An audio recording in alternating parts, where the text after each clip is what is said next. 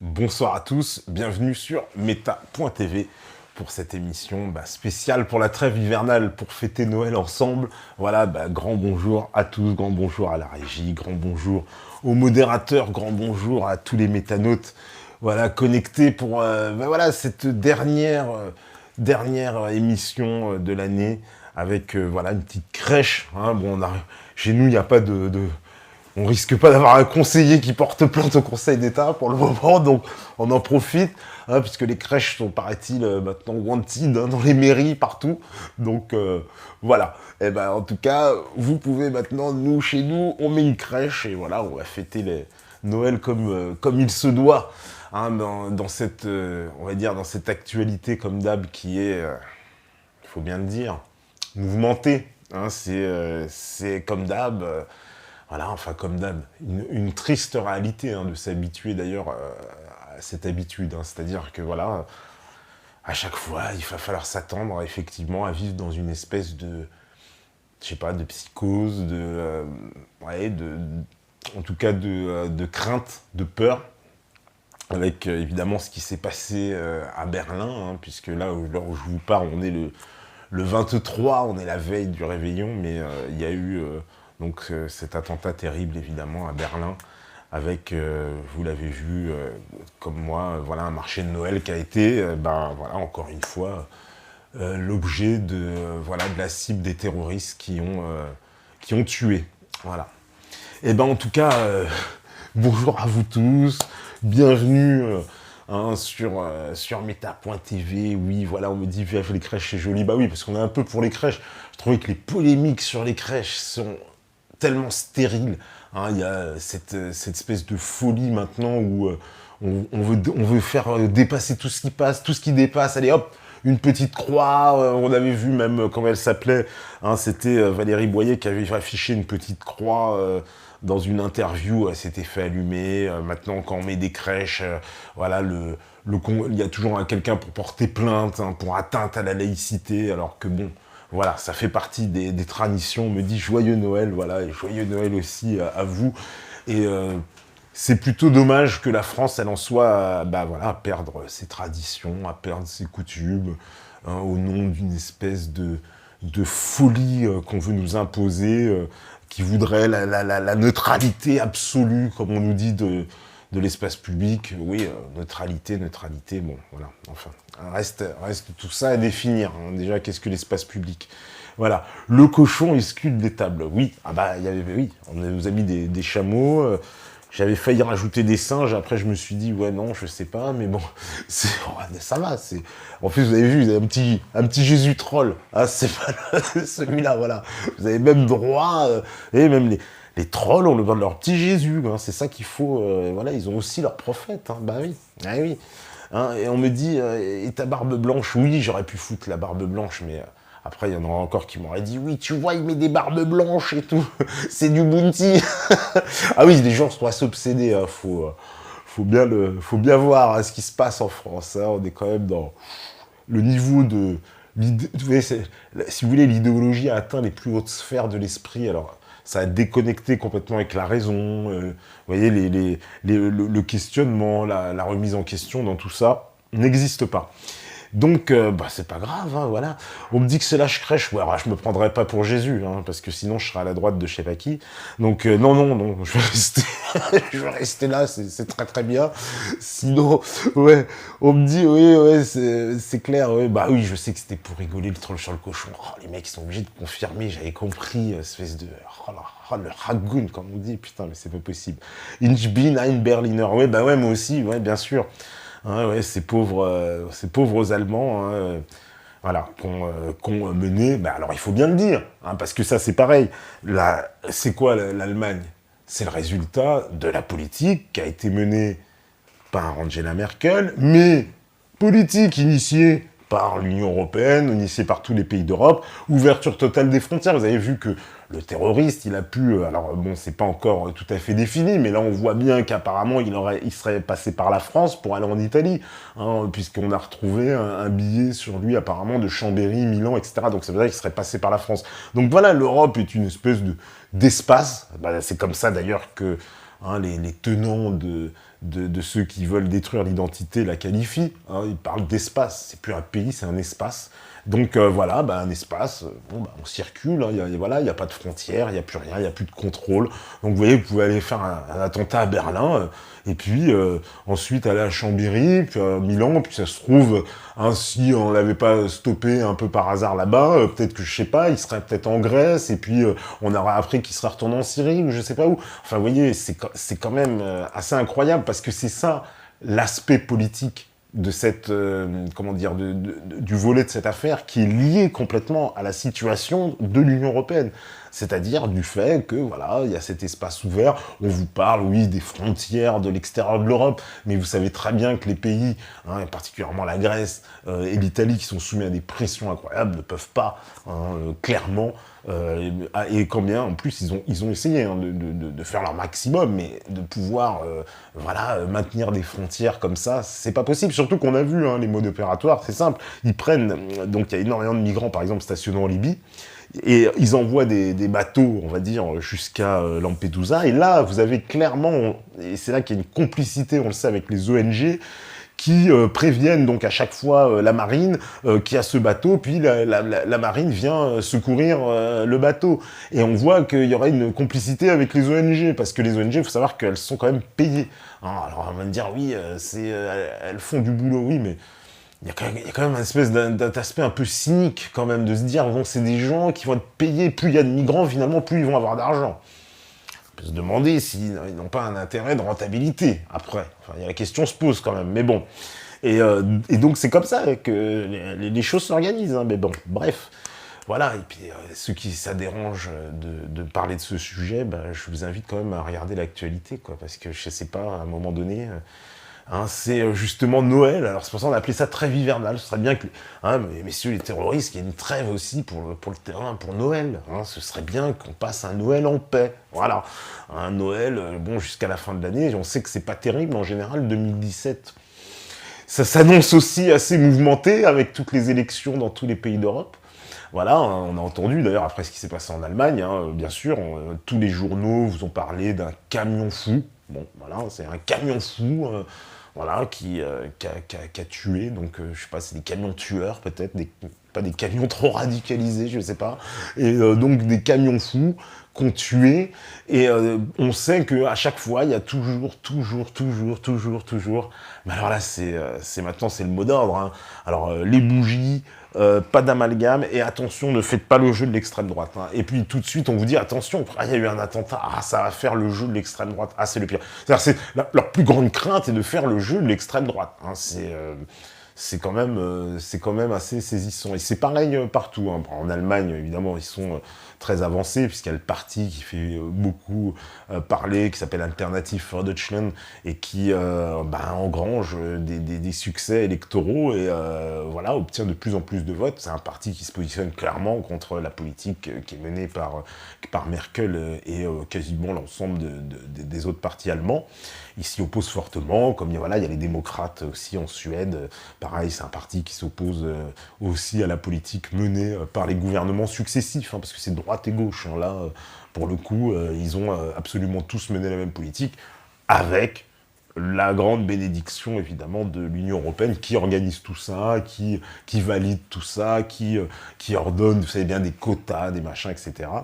Et qui, et concrètement, quelles sont les actions? Alors, contre le terrorisme, ça c'est fascinant, parce qu'il y a eu la libération d'Alep, alors ça c'est une grande victoire, mais vraiment, vraiment à saluer. Alors, on va nous dire, comme dans le monde, certainement, c'est la victoire du conspirationnisme. Ce sont les théories du complot qui sont victorieuses. C'est le monde qui nous le dit. Parce qu'évidemment, après des années, parce que ça fait quand même 4 ans, 5 ans que ces gens-là nous baratinent, hein, bientôt 6 ans, hein, parce que c'était déjà depuis 2011 maintenant, vous vous rendez compte, qu'on nous baratine sur la Syrie, qu'on nous a expliqué de long en large toute cette affaire, c'est-à-dire on a commencé par vous dire que c'était une révolution, et puis on nous a dit, ah maintenant, non, c'est peut-être pas une révolution, finalement, c'est comme on les a pas soutenus, c'est devenu des djihadistes, hein, mais ça c'est au moment où vous pouvez plus cacher que c'était des djihadistes, parce que pendant longtemps, tous ceux qui soutenaient la version de dire que c'était des djihadistes, et voilà, nous on a reçu Thierry Meyssan depuis des années, hein, qui, comme vous le savez, est sur place à Damas, et qui nous décrivait tout ce qui se passait en Syrie, et tout, évidemment, lui a donné raison depuis le début de cette affaire. Hein, ça, je le dis pour ceux qui ont osé comparer Thierry Meyssan à Sylvain Durif. Hein. Ça, je le dis parce que bon, c'était dans une vidéo de la tronche en billet, vous vous rappelez, c'était scandaleux. Mais bon, c'est pas grave, erreur d'appréciation sans doute. En tout cas, voilà, Thierry Meyssan, ça fait des années qu'il nous le dit, il nous explique ce qui s'était passé en Syrie, et il s'est pas trompé sur l'analyse, il nous a bien expliqué ces groupes de djihadistes, comment ça s'organisait, comment tout ça a été payé par l'OTAN, ce qui s'était passé à Homs, ce qui s'était passé à Bab al-Amer, le groupe État islamique, etc.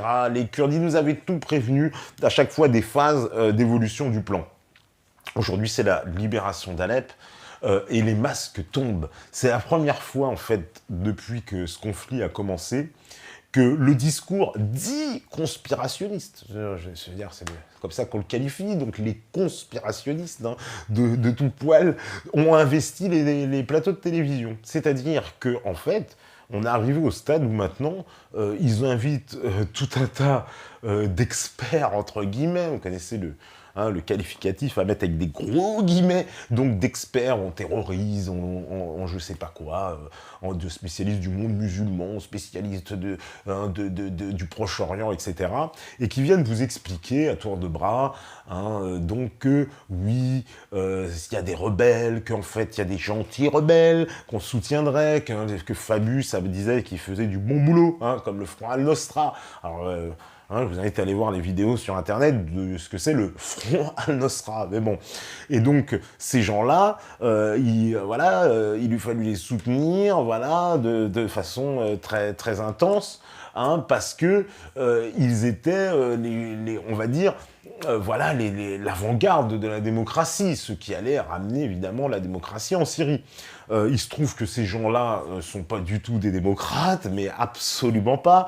Ce sont des terroristes comme les autres, hein, avec la fameuse ASL, hein, alors là on vous le présente, l'armée syrienne libre, l'OSDH, hein, c'est pareil, c'est une organisation basée à Londres dans un kebab avec un mec. Et c'est lui qui donne des informations reprises par toute la presse internationale, occidentale. Hein, les plus grands magazines, les plus grands journaux, les plus grandes chaînes de télévision reprennent les informations de cet organisme en vous les présentant comme des absolues vérités. Hein, alors que comment un mec dans un kebab à Londres peut avoir plus d'informations et comment il peut se compter les morts sur ce qui se passe sur place, c'est quand même ahurissant.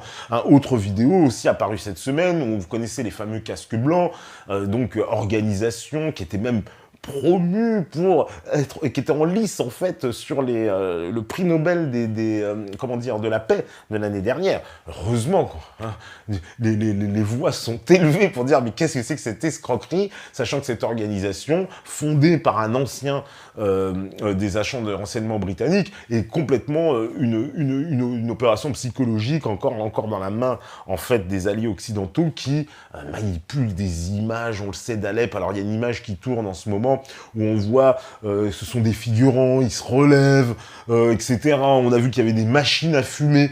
Alors ça c'est pour faire passer, en fait, pour faire croire à des bombardements. Vous voyez, ils ont des espèces de grosses machines à fumer. Alors ils foutent ça, alors évidemment avec le paysage apocalyptique, hein, on croirait Dread 1945, quand vous voyez Alep et tous ces immeubles détruits, vous dites, bah c'est les bombardements. Hein, voilà, et après, donc les mecs se filment avec alors il y a des images aussi qui ont été, hein, évidemment, aujourd'hui, vous savez très bien que les gens débunkent ça sur les sites. Alors vous montrez, il y avait 4 images différentes à chaque fois de sauvetage, et c'était la même petite fille à chaque fois.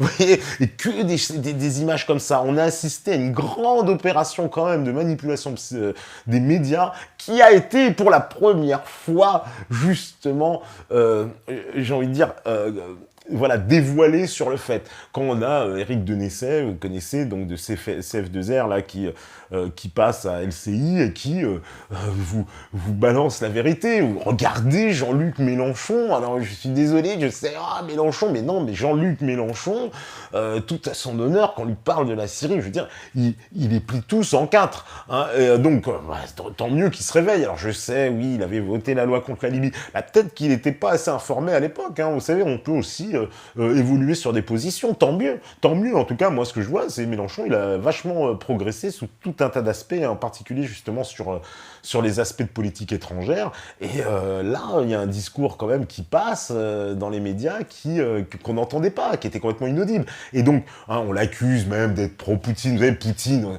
Hein, parce que tout ça s'accompagne. Alors, on assiste à la partie Syrie, avec tout le tapage médiatique, donc où on vous dit les bombardements, les salauds de Russes. Dans toutes les émissions, il y a alors, on connaissait le Bachar el-Assad bashing, celui-là, c'est du grand classique, le dictateur sanguinaire qui déteste son peuple, qui coupe les doigts des petits-enfants. Enfin bon, hein, Bachar el-Assad, il a des dossiers, on saurait plus où les mettre. Et puis, Poutine, voilà, c'est pareil, c'est le grand diable. Et puis, on voudrait presque que ceux qui sont dans la politique française et qui a un lien avec Poutine, on les prenne pour les plus absolus salauds. Hein, Fillon, Mélenchon, Marine Le Pen, hein, ils sont brocardés comme étant des poutinolâtres.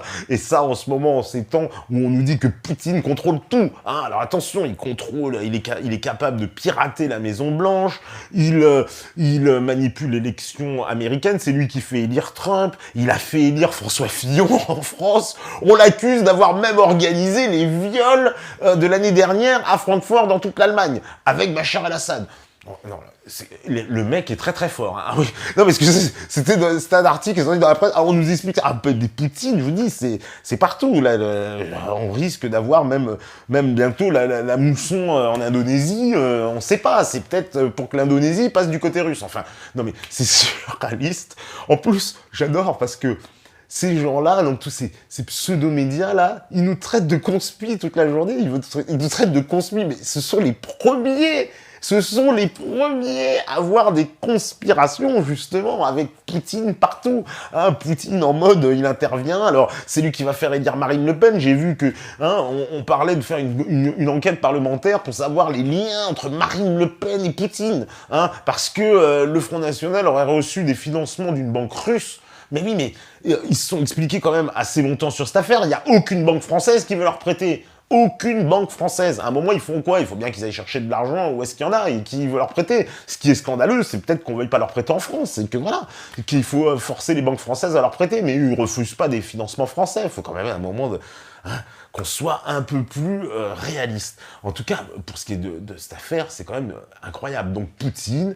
bashing toute la semaine, Alep, on vous a bassiné, voilà, pareil, toute la semaine pour nous cacher ce qui se passait à Alep. On vous parlait toujours d'un Alep Est. Alors, c'était bien parce qu'on vous dit, ils sont sous les bombardements de l'armée de Bachar et de Poutine. Hein, les Russes et les Syriens bombardent Alep Est. Ah, mais il y a un gros problème. C'est que, comment ça, les gens, parce que c'est comme si les gens, on venait nous expliquer, ils sont prisonniers, mais prisonniers de qui? Ah quoi, les fameux rebelles modérés, là? Hein, les mecs qui coupent les mains, qui jettent les gens des mairies. Ah oui, parlez-en, parce qu'on a vu des témoignages aussi, de ce qui se passait dans Alep, et comment justement les djihadistes ont imposé leurs lois. Et que c'était terrible, ils ont subi un calvaire, les habitants d'Alep. Regardez ils ont fêté Noël, on a vu des images de la célébration, vous avez bien vu à quel point les gens sont heureux, on voit la vraie libération. Alors, ces images-là, c'est marrant, on s'empresse pas de les diffuser, quand vous zappez sur les chaînes françaises. Par contre, pendant l'offensive, qu'est-ce qu'on vous a montré de ces blogueurs fous? Alors, une petite blogueuse, là aussi, je crois qu'elle avait 8 ou 10 ans. Alors, c'est bien, parce qu'à 8 ou 10 ans, elle s'adressait à Obama. « Il faut respecter les principes et les valeurs de la communauté internationale. » Waouh, 8 ans, respecter, bravo, ils sont très doués. Alors là, vous aviez tous les agents qui s'étaient mis en branle. Bon, alors, c'est bien pratique, quand même, les médias... Non, ils ne se posent pas la question, mais ils trouvent quand même à Alep des opposants, je vous dis, qui parlent un anglais, mais le mec, il est né à New York, quoi. Voilà. Donc, c'est pas mal quand même, quoi. Tu vois, déjà, putain, quand même du cul, quoi. Et puis, ça tombe bien, parce que ces Syriens-là qui sont... qui parlent cet anglais parfait, ils sont toujours... C'est quand même marrant. Ils sont toujours du côté américain. Ah, c'est marrant. Ils sont toujours du côté américain. Et... Alors non seulement, voilà, on vous a montré donc ces espèces de faux blogueurs, ça a servi à jouer sur le pathos comme Damar. Hein, le pathos 100% quand vous regardiez une actualité sur Alep, toujours le pathos. C'est-à-dire, il faut que vous pleurez, oh mon Dieu, les méchants Russes. Donc on vous montre des petites filles qui appellent à l'aide, on vous montre des mamans ou ces fameuses images de casque blanc en train d'enlever un corps d'entre les pierres, etc. Des cris, des sirènes de police. Enfin tout pour, vous voyez, c'est le bon film d'horreur parfait pour que vous adhériez à cette idée que, bah voilà, les salauds de Russes, les fils de comment ils ont osé bombarder des enfants, etc. Ce que penserait une personne normalement constituée. Et le problème qu'ils ont aujourd'hui, c'est Internet. Hein, c'est parce qu'il y a une contre-image. C'est ce qu'on n'avait pas avant. Avant, on avait toujours une image. Bon, bah, on se contentait de l'image et le monde se forgeait autour de cette image. Le problème maintenant, c'est que vous avez deux images. Ah! Eh ben, le monde, vous voyez, c'est un peu, voilà, comme on avait parlé, l'émission avec Benajam et Mog, l'entropie, vous voyez, ah, tout d'un coup, il y a deux solutions, il n'y en a plus qu'une. Eh oui, et donc si ces deux solutions, vous formez deux autres, mais il y aura toujours plus de solutions. Et donc, finalement, là, on nous a, voilà, bien rabattu le cerveau. Il y a cette affaire, évidemment, qui va encore faire couler, mais qui en est certainement à son début, mais on en entendra parler. Il y a eu la prise d'un bunker dans Alep, ça a été confirmé donc par le représentant de la Syrie à l'ONU, le docteur Jafari, info qui avait tourné déjà à la base justement de Thierry Messant du réseau Voltaire, qui la tenait aussi d'un autre journaliste, etc., et qui avait expliqué qu'il y avait donc un certain nombre d'officiers américains, saoudiens, qataris, et probablement français et britanniques, qui ont été capturés dans la prise d'Alep grâce à des renseignements. L'armée syrienne a pu donc capturer ce bunker et ainsi mettre la main donc sur un centre de commandement dans lequel il y aurait donc en tant que prisonniers donc les alliés des rebelles. Hein, très intéressant. Donc personnes qui ont dû certainement peser dans la négociation, dans l'évacuation, puis aujourd'hui que la ville est libérée totalement. On aura les suites, j'espère qu'on aura Thierry Messant bientôt à l'antenne pour peut-être parler de tout ça, parce que tout ça est assez... on sait que c'est les coulisses qui jouent à chaque fois, tout joue dans les coulisses. Il y a eu, semble-t-il, aussi une réunion du Conseil de sécurité qui s'est tenue à huis clos pour évoquer le cas de ces officiers qui ont été capturés, qui ont dû certainement peser dans la balance encore. Donc, bon, bah voilà, on va voir la suite, mais en tout cas, c'est une grande victoire, mais vraiment énorme victoire pour le régime, c'est-à-dire pour Bachar el-Assad, pour la Syrie, et pour, évidemment, les Russes qui sont venus voilà, intervenir dans cette affaire syrienne et complètement modifier le jeu. Hein. Il est évident que sans cette intervention russe, je pense qu'à l'heure qu'il est, le régime... il aurait été balayé, c'est évident, par ces vagues de djihadistes appuyés, vous voyez bien, par des agents de renseignement, appuyés par les grandes puissances, qui, clairement, là, ont perdu. C'est la défaite. Dans l'interview de Bachar el-Assad, d'ailleurs, il y a une interview très intéressante de Bachar el-Assad, où il explique que c'est la défaite, justement, de l'Occident, qui a misé sur le terrorisme, et qui entretient...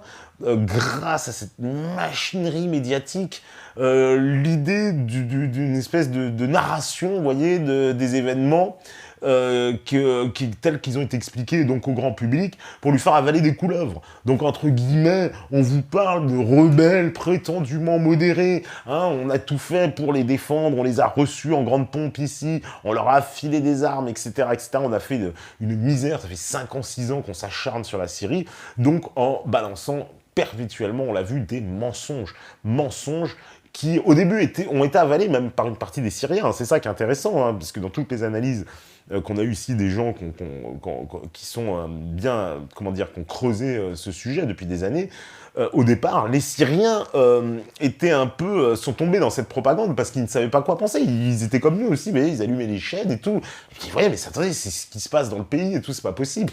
Et puis, de fil en aiguille, ils ont bien compris que, en fait, tout ça a été fortement manipulé, et finalement qu'il y avait une véritable opération contre leur pays, et qu'ils ont compris que ces fameux rebelles modérés, tels qu'on les qualifiait dans les médias occidentaux, étaient en fait d'horribles djihadistes, voilà, comme les autres, hein, bien siphonnés du cerveau, et prêts à buter tous ceux, le premier qui n'est pas d'accord avec lui. Donc voilà qui étaient les rebelles modérés.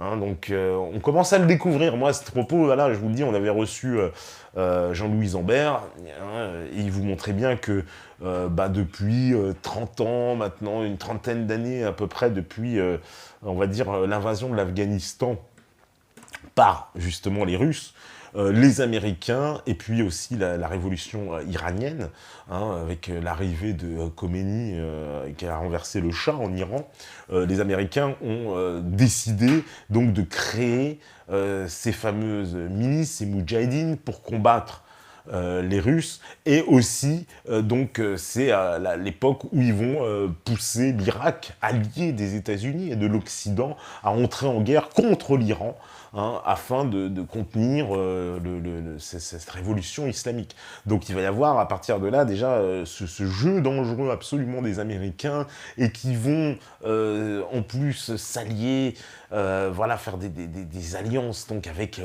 des alliances qui existaient déjà, mais qui vont renforcer avec les Saoudiens, donc vous voyez, pour financer ces groupes-là, qui vont finir par renverser le régime communiste afghan allié de Moscou, pour y installer ce qu'on appellera les talibans, hein, donc le régime des talibans, qui va en fait s'installer en Afghanistan jusqu'à l'aube en fait de cette décennie, de ce siècle, en 2001, où après, évidemment, les attentats du 11 septembre, vous savez ce qui s'est passé, voilà, l'invasion de l'Irak, de l'Afghanistan, etc., etc.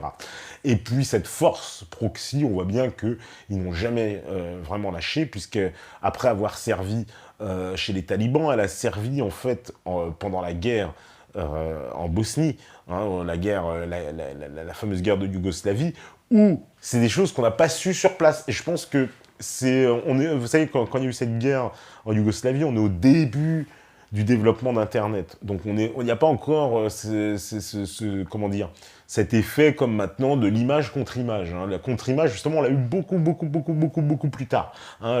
La résonance de la guerre de Yougoslavie, elle est venue, mais des années après. Je pense qu'au moment où on a vécu cette guerre, on est complètement passé à côté de ce qui se passait, parce que on n'avait pas justement assez de contre-images, de gens sur place. Les réseaux indépendants, justement, n'étaient pas aussi développés qu'ils le sont aujourd'hui.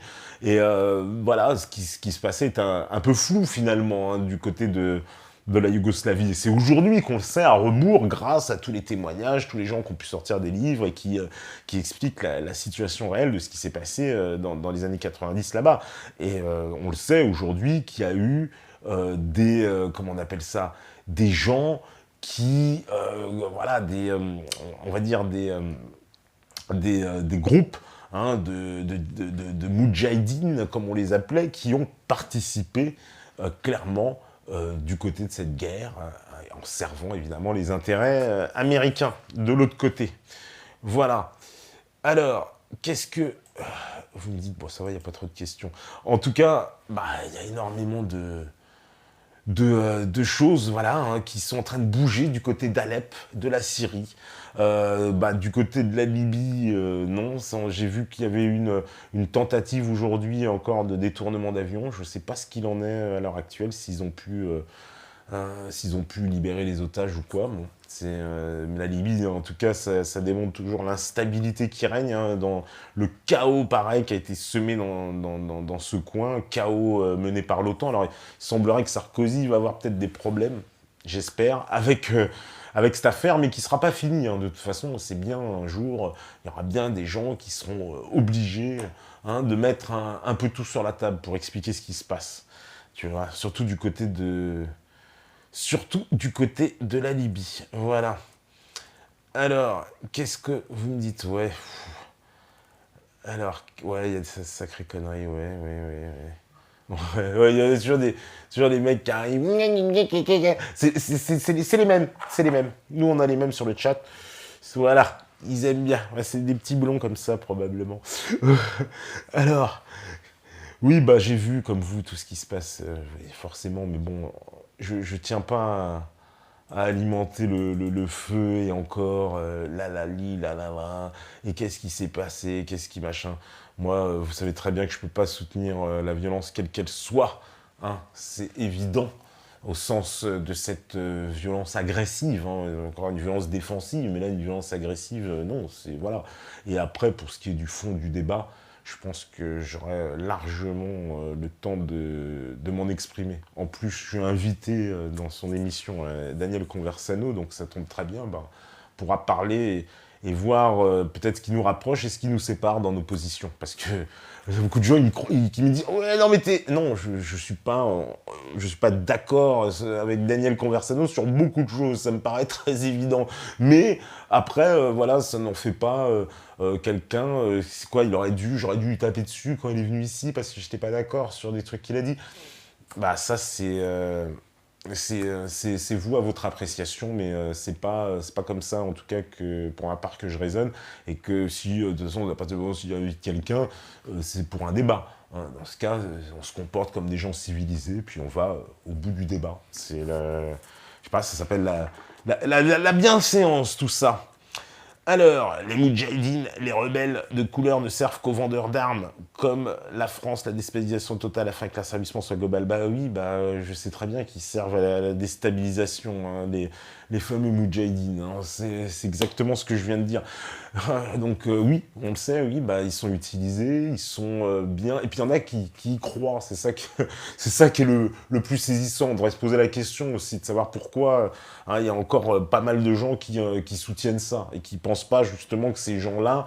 Alors c'est marrant parce qu'il paraît que Daesh détestent, ils font de la contre-conspiration parce qu'ils n'aiment pas qu'on dise qu'ils sont dans la main aussi des services de renseignement. Mais voilà, mais bon.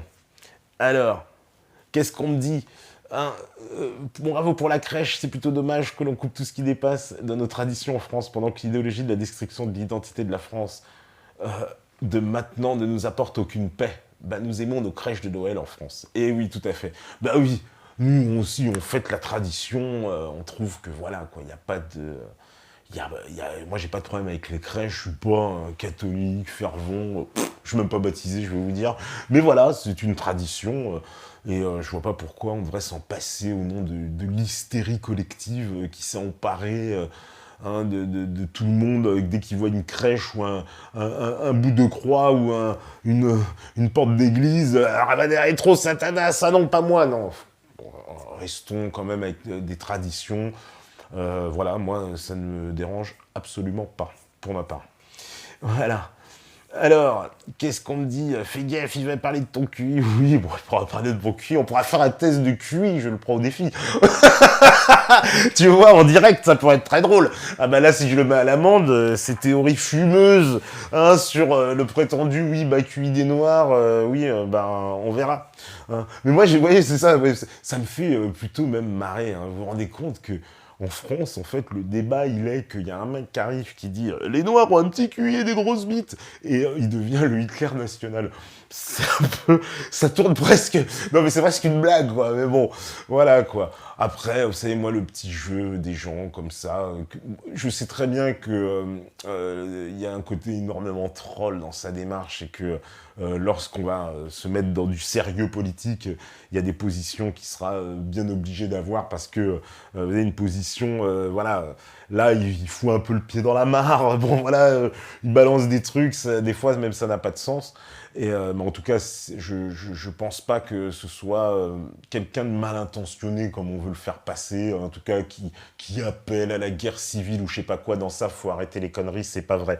Maintenant qu'il ait l'envie de défendre son ethnie et que il se définisse en tant qu'ethnie par un groupe, etc., ce sera pas le premier. Moi, ce que je comprends pas, c'est que si on rejette sa vision des choses, mais il faut rejeter aussi celle d'autres. Hein, voilà, celle des suprémacistes noirs, celle des suprémacistes musulmans, etc.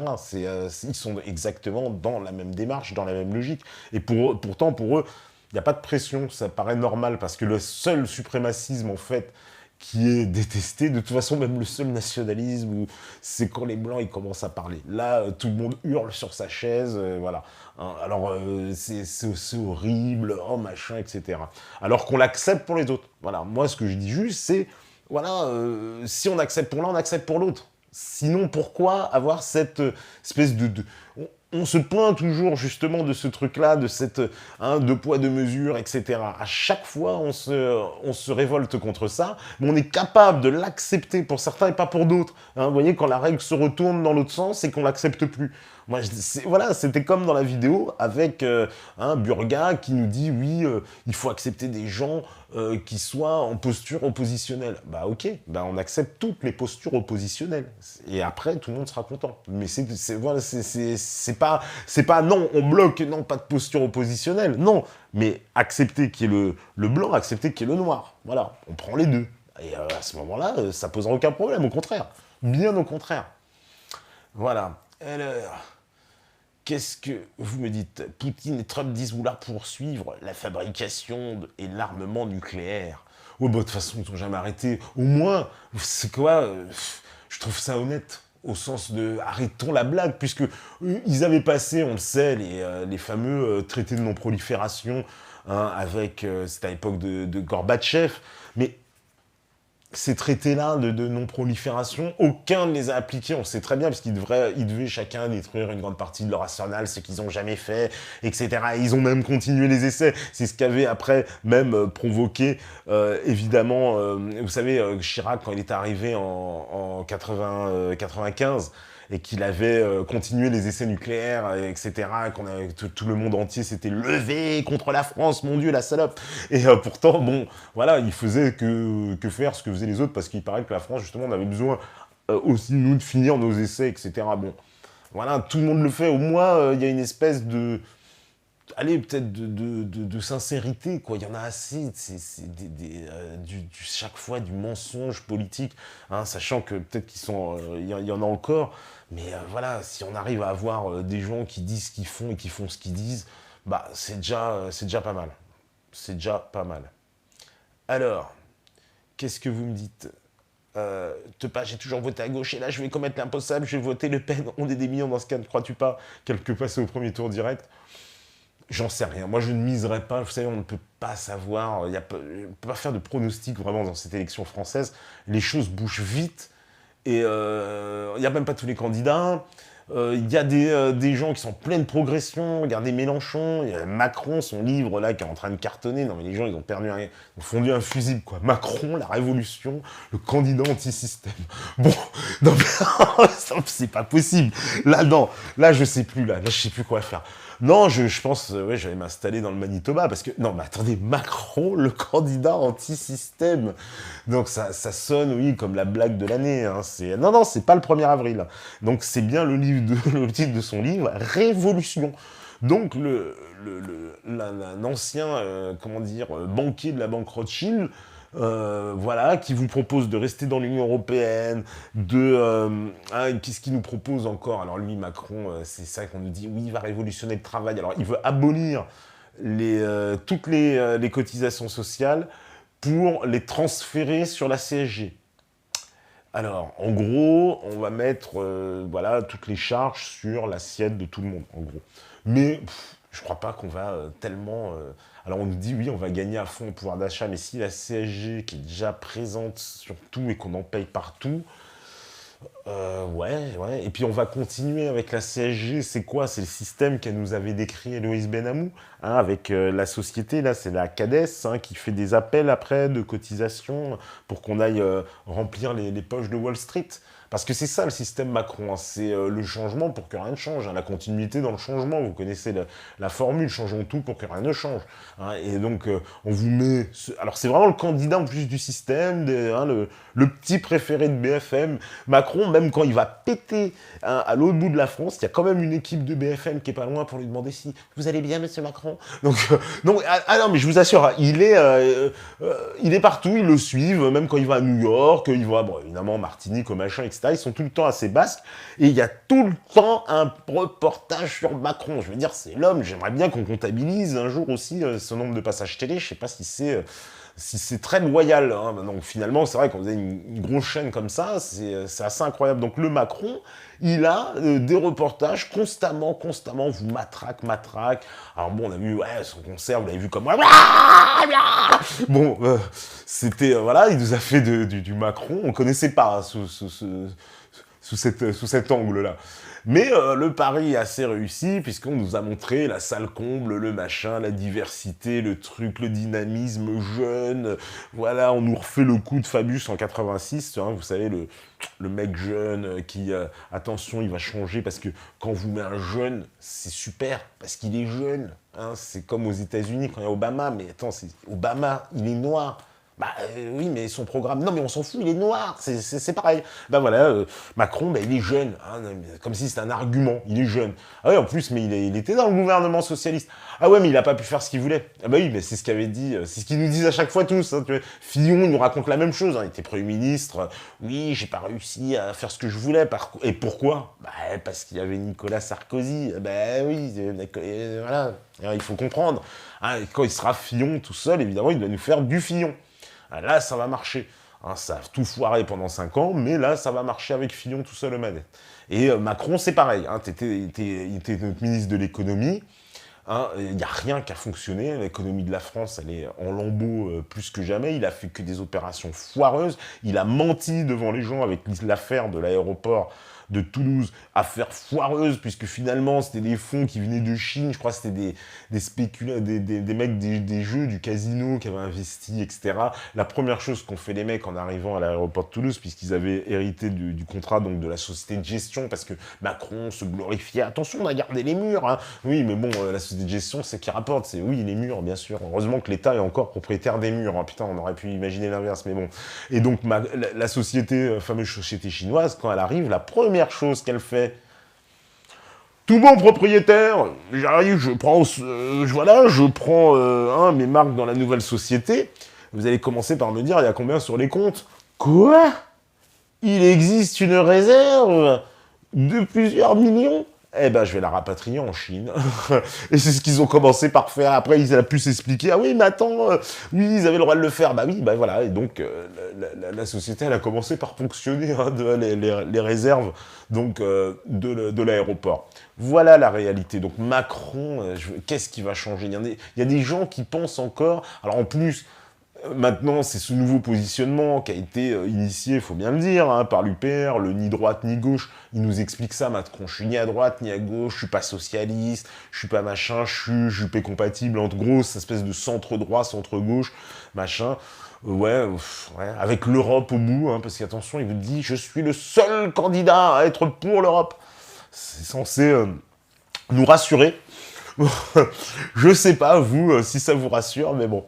Moi je trouve que ça fait, voilà, ça fait assez pathétique, en fait. Hein. Voilà, il n'a que sa belle gueule, ouais, c'est un peu ça. Il est très marketing, Macron, hein, c'est un homme de marketing, il est jeune, il est, voilà, il est, comment dire, un espèce comment dire, de jeune premier, un peu, voilà, une bonne gueule, dynamique. Alors là, il nous a montré son dynamisme en plus, soi-disant avec des idées révolutionnaires. Hein. Alors donc la révolution, ce serait celle-là, je vous dis, au niveau du travail. Après, il nous parle d'autonomie pour les collectivités locales dans l'éducation. Moi, je trouve ça plutôt inquiétant, parce que l'éducation, faut voir ce qu'elle est devenue aujourd'hui. Donc, je vois pas comment on va encore plus transférer ça de façon locale, ce qui va accentuer encore plus les inégalités. Hein, quand bien même, il y aura la loi de Belkacem là, qui veut forcer les gens à se mélanger, mais bon... Moi, je pense que ça ne fonctionnera pas. Voilà, c'est toujours le même projet. En fait, on continue dans le même projet, sauf qu'on vous met des nouvelles personnes pour vous les présenter. Mais ce seront les grands tenants du système, quoi. Donc là, c'est bien verrouillé de ce côté-là. De toute façon, la gauche, elle est tellement laminée que Valls, il va se faire gicler. C'est évident, il se prend déjà de la farine. Ça va finir un peu. C'est ce qui l'attend, je pense, très sincèrement. Au bout comment on appelle ça, de cette primaire. Voilà. Alors là, Macron, il va se plier, Macron. Effectivement, il va rigoler quand on va voir le... Parce qu'ils sont tristes. Hein. On n'a jamais vu alors, la primaire de la gauche, mais je vous dis, ça fait... Vous savez, ça fait penser à ces fêtes un peu façon les bronzés. On se force à faire la fête, quoi. Vous savez, c'est le soir du machin. Bah, ouais, allez, ouais, on doit faire la fête. Bah, on n'a pas le choix, c'est une obligation. Allez, tu prends les trucs. Ça va? Ouais, ça va. Allez, je te jette des confettis. Ça va, on s'amuse? Ouais, on s'amuse. Vous voyez, on se force. Il n'y a personne. Ils ont fait le premier, comment dire, le premier jour, l'inauguration du lancement de leur primaire. Il n'y a pas un candidat qui a daigné se déplacer. Pas un.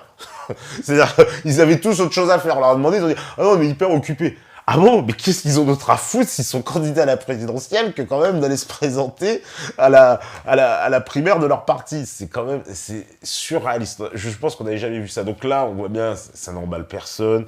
Les candidats, ils sont pires que tristounés. Attendez, vous avez qui en candidat? Vous avez Valls, voilà, il se mange de la farine. Vous avez Montebourg. Ah oui, Montebourg, ah oui, alors il est parti là en Algérie, c'est vrai, il fait des grands, comment dire, grands discours, la Méditerranée, machin, etc. Bon, oui, d'accord, c'est bien joli, mais bon, Montebourg, voilà, il reste dans l'Union européenne. Montebourg, je vois pas qu'est-ce qu'il nous propose de plus intéressant et qu'est-ce qu'il va révolutionner dans son programme. Walou. Il y a Benoît Hamon, pareil, Benoît Hamon, lui, bon, bah, c'est dans le déni de gauche, hein, lui, il voit pas, lui... Hein, pour lui, le problème, c'est les cafés ouvriers. Et puis, ramener aussi donc dépénalisation totale de toutes les drogues. Voilà, c'est le projet de Benoît Hamon.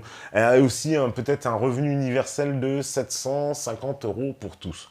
Donc ça, c'est bien. Et puis en plus, il veut filer du fric aussi aux moins de 25 ans. Donc les mecs, voilà, dès 18 ans, ils n'ont même plus besoin d'aller bosser ou quoi. Ils toucheront l'allocation directe.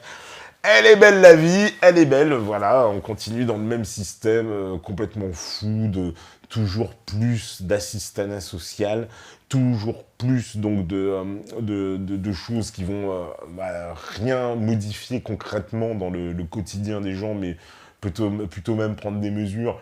Ouais, c'est un peu une espèce de démagogie de voter pour moi, on va vous filer du fric, mais on n'arrange pas le problème. C'est pas ça la politique. On peut pas, là on ne parle pas des problèmes. Oui, voilà, penser qu'on va filer du fric à les gens, quoi, ça va les calmer, ça va régler la violence, et ça va régler les problèmes d'éducation, et ça va faire peut-être quoi, du rapprochement culturel, hein, certainement. Oh non, faut quand même remettre les choses. Moi, je pense que on est encore loin des débats, donc la gauche complètement explosé. De toute façon, après cette élection, c'est prédictible, le Parti Socialiste va exploser, il est déjà tellement sous pression, voilà. Donc les vrais candidats qui vont récupérer cette gauche, finalement, ça va être Mélenchon d'un côté, apparemment, qui est en train de remonter dans les sondages, et évidemment Macron de l'autre côté pour les comme on les appelle, les sociolibéraux. Voilà, c'est ça le créneau, voilà, on va dire, l'espèce de sociaux-libéraux, et puis l'autre côté, la gauche qui va rameuter toute ce qu'on appelait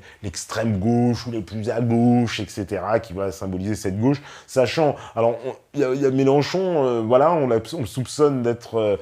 allié à Patrick Buisson, donc vous savez, le fameux Patrick Buisson, celui qui, justement, on dit, mais en fait on constate qu'il a contribué à la victoire de Sarkozy, hein, donc en 2007, et aujourd'hui serait conseiller occulte de Jean-Luc Mélenchon, mon Dieu, un nationaliste, monsieur, faut m'a fêter. Non, c'est terrible. Et en fait, bon, Patrick Buisson, hein, quelqu'un, voilà, qui a très très bonnes analyses. Hein. Moi, je vous conseille, regardez ses interviews. Bon, voilà, je vois que c'est quelqu'un, en tout cas, qui a des très très bonnes analyses, qui milite depuis longtemps, vous le savez, dans le camp national, et donc qui maintenant devrait être un allié obscur, caché, il faut pas le montrer, de Jean-Luc Mélenchon, mais certainement qui doit lui souffler tout un tas de bonnes idées, parce qu'on a remarqué Enfin, moi, pour ma part, j'ai remarqué depuis un certain temps que Mélenchon, ben, il déviait complètement sur des lignes politiques, il s'affirmait, voilà, il demande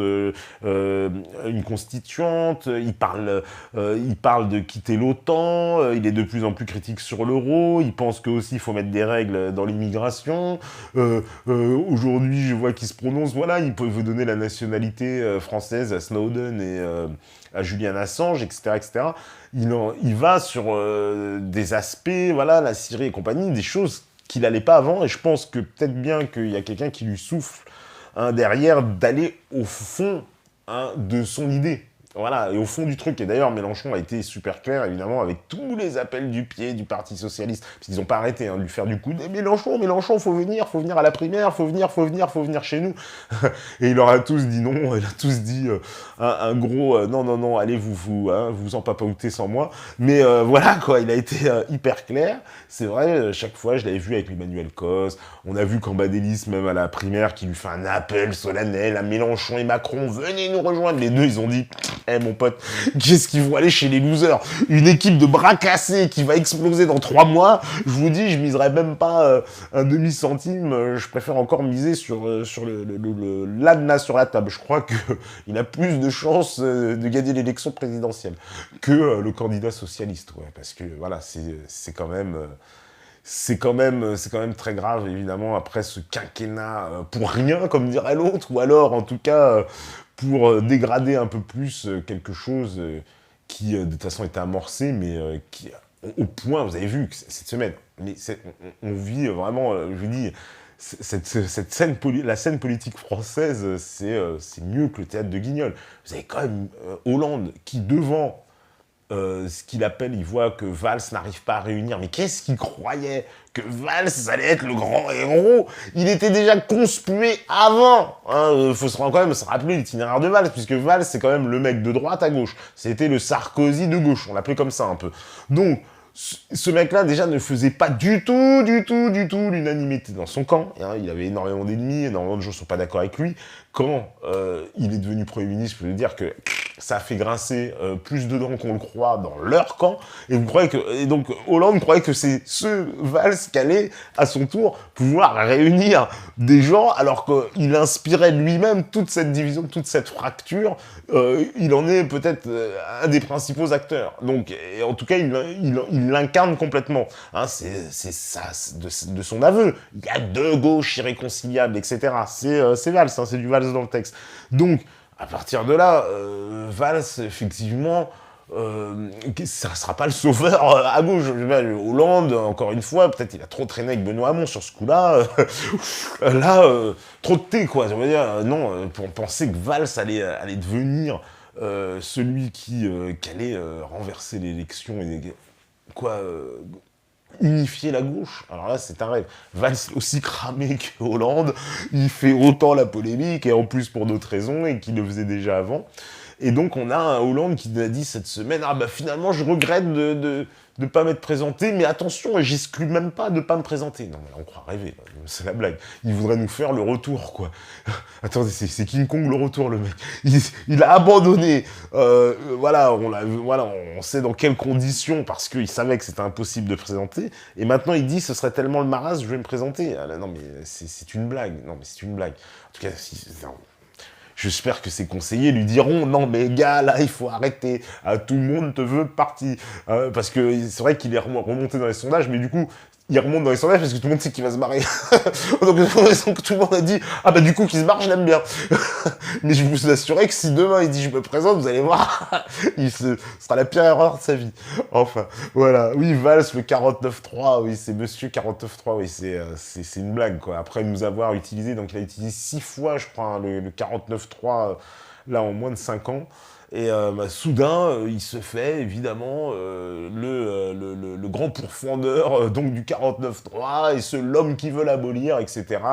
Oui, d'accord, mais même en plus en soi, vous savez, la mesure 49.3, déjà, alors ça sonne ultra démago, évidemment, dans sa bouche, Et puis en plus, non seulement les gens, mais c'est ce qu'ils lui disent, il se fait alpaguer là-dessus, tout le monde lui dit mais c'est trop tard, c'est du foutage de gueule, fallait l'interdire avant ton 49.3, c'est bien beau d'arriver maintenant, 49.3, non mais 49.3 tu te fous de ma gueule, c'est une fois que tu l'as passé 6 fois, tu nous dis on va l'abolir. Non mais on est vraiment dans un truc, donc il se mange de la farine, il se mange les gens qui sont pas d'accord avec lui, et franchement, penser que le 49.3, ça pourrait être un des problèmes majeurs des Français à l'heure actuelle, c'est la triple blague œuf, jambon, fromage, gratiné avec de la sauce tomate. Non mais attendez, il se fout de la gueule du monde. Donc ce foutage de gueule, ça paiera pas. Ça ne paiera pas, c'est sûr. Et voilà, il va se faire dégager comme un malpropre, comme les mecs de gauche ont dégagé de toute façon Sarkozy, Valls va se faire dégager. Petite bataille, après, qu'est-ce qui va nous rester? Putain, c'est pas folichon, hein. Il y aura les coffee shops de Manon Hamon, et puis les marinières d'Anne Montebourg, parce que bon, il nous dit Made in France, mais le Made in France, c'est une hypocrisie dans la bouche d'Anne Montebourg, parce que il compte rester dans l'Union Européenne. Tant qu'on est dans l'Union Européenne, le Made in France, vous l'oubliez. C'est une blague, ça n'existe pas, on n'a pas le droit, hein, voilà. Donc tout son discours, tout ce qu'ils essaient de développer autour de oui, on va relancer la France, l'industrie française, tant qu'ils ne parlent pas de sortir de l'Union Européenne, c'est de la littérature, c'est pas sérieux. Alors ça, voilà, vous pouvez jeter tout le discours à la poubelle. Ça, c'est une espèce de cohérence, hein, parce qu'il pourra rien faire. Après, ils vont nous expliquer, pareil, ils vont essayer de vous endormir. Oui, je vais aller à Berlin, hein, comme vous avez dit Jospin en 97. Attention, hein, moi je vais aller voir les Allemands, machin. Ouais, il est parti à Berlin. Dieu merci, il n'y a pas de camion fou. Et puis il est revenu, hein, la queue basse entre les jambes, et il nous a dit les Allemands, ils ont dit 999. Et voilà. Et c'est la même chose qui se passera avec Montebourg, c'est la même chose qui se passera avec Macron, c'est la même chose avec tous ceux qui vous promettront de dire qu'ils vont imposer leur vue à l'Union Européenne. Ce sont des menteurs, c'est tout. C'est impossible, ça ne passera pas, parce qu'il n'y aura pas... Même Mélenchon, c'est bien là sa limite d'ailleurs. Hein, moi je le dis aux gens du Front de gauche, là, les amis du Front de gauche. La limite de Mélenchon, elle est là, c'est que... Tant aussi que sur cette question précise de l'Union Européenne, il n'ira pas au bout du raisonnement, c'est-à-dire qu'il n'y a pas d'autre solution que de sortir. Alors, je sais, la pirouette que nous fera Mélenchon, c'est la demi-pirouette. Il dira, attention, parce que moi, je vais commencer, j'ai vu dans certaines interviews, il dit, je ferai la constituante en premier. Donc, évidemment, dans la constituante, on pourrait sortir de l'Union Européenne à ce moment-là. Mais ça va être compliqué, il sait très bien. Déjà, on doit changer la Constitution, plus sortir de l'Union Européenne, et ça va... Voilà, je pense qu'il y a une façon un peu, voilà, d'endormir un peu la chose. En tout cas, sur cette affaire d'Union Européenne, c'est capital, surtout que les candidats n'en ont pas parlé. La droite a évincé le débat à la primaire de droite, ils n'en ont pas parlé. La gauche, vous verrez, ils évinceront le débat. L'UPR, bah, évidemment, je compte sur eux pour en parler. Et le Front National, et ça, que ça plaise ou non, moi, je vois Philippot, il n'arrête pas de parler de l'Union Européenne. C'est pour ça, l'autre fois, j'avais dit qu'il était hyper compatible. Ah, tous les mecs de l'UPR ont sauté sur leur chaise. Mais comment tu veux dire crime de lèse-majesté? Un mec du FN, upéro-compatible, ce n'est pas possible. Si, franchement, alors qu'il est, j'ai l'impression que même Philippot, il est plus compatible avec l'UPR qu'avec le Front National. La preuve, il s'est embrouillé en plus avec une partie des militants sur l'affaire de l'avortement et avec Marion Maréchal. Je vous assure qu'il est vraiment upéro-compatible, hein, complètement. En tout cas, il a même dédicacé, big up à François Asselineau dans une émission sur une grosse chaîne de radio, hein, où il a dit qu'il souhaitait que François Asselineau ait les signatures pour se présenter à l'élection présidentielle. Vous voyez, donc c'est bon joueur. Hein. Et il n'aurait pas dit tout le monde, je pense que vraiment il était, je pense, assez sincère. D'ailleurs, il se fait un peu... en mode piranha dans l'émission, les mecs de l'UPR qui arrivent... Oui, mais vous dites pas ça, vous dites pas ça. Alors qu'aujourd'hui... Moi, je répète ce que j'ai dit, mais je le pense, c'est que quand Philippot, il dit « bah, on va proposer un référendum pour sortir de l'Union Européenne », tous ceux qui ont envie de sortir de l'Union Européenne, je pense qu'ils saisiront de l'occasion. C'est la moindre des choses. Et on ne peut pas rejeter qu'effectivement, quand il dit ça, à la limite, c'est vrai qu'il y a une forme de démocratie. Comme ça, on propose, et si les gens votent pour sortir de l'Union Européenne, bah, ce sera vraiment une décision consensuelle auquel personne ne pourra s'opposer, parce qu'on ne dira pas c'est juste, le Front National qui veut sortir de l'Union Européenne. Non, c'est les Français, il leur a posé la question, ils veulent sortir. Donc, à la limite, le raisonnement, il se tient aussi. En tout cas, je pense que si ce référendum arrivait à être proposé, l'UPR s'en contentera, j'ose espérer en tout cas. Voilà. Bon, on va faire la pause, ça tombe bien. Et puis après, on revient tout de suite. Voilà, on me dit quoi? Le traité n'a pas été violé dans son essence. J'espère pas violé comme une Allemande pendant le jour de l'an. Voilà, sinon on passe, allez, à vous la régie.